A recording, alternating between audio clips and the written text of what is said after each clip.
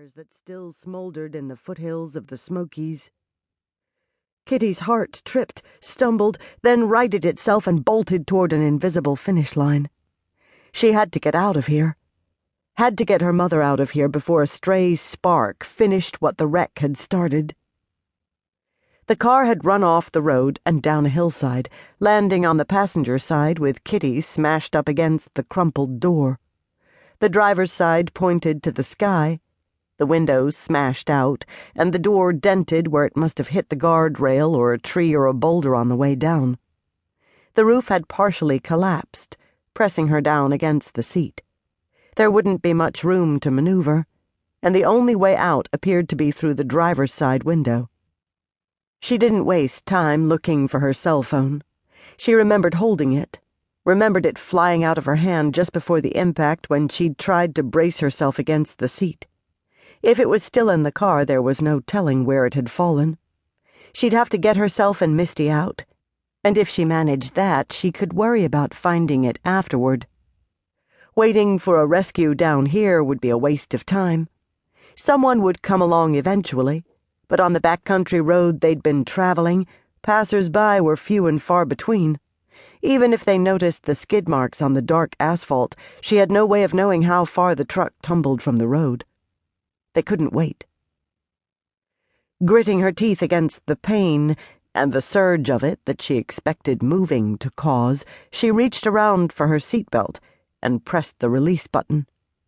Nothing happened.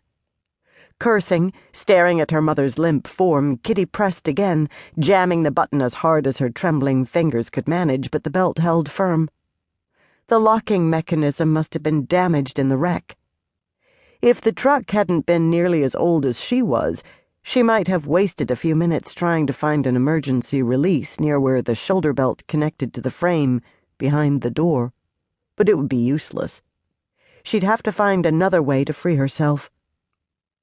With her left hand, she grasped the belt where it lay between her breasts and pulled.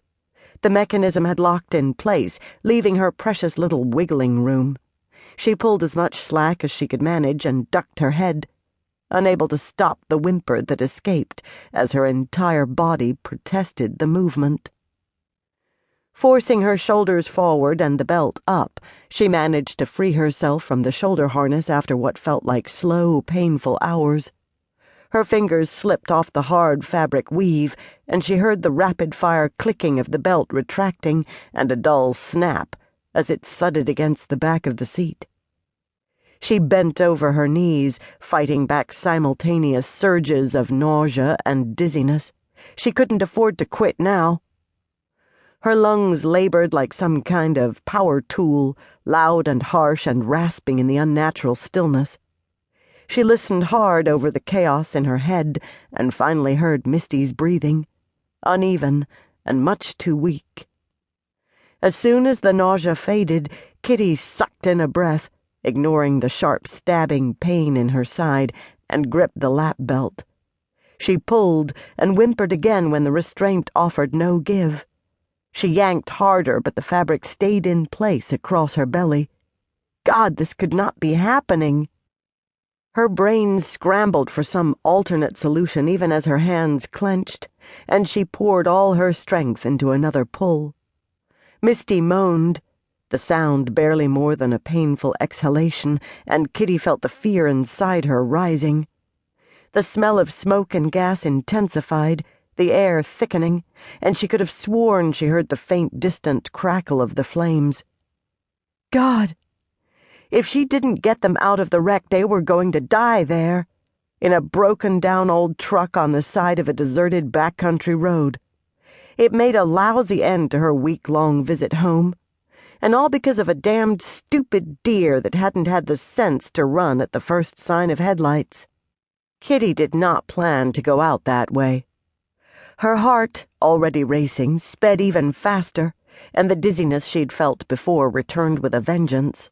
This time she didn't bother to put her head down and wait for it to pass. No time. She might pass out, but so long as she did it after she made it out of the truck, she could care less. She heard Misty shift and gasp, heard the gasp turn into a cough, a series of coughs, breathless.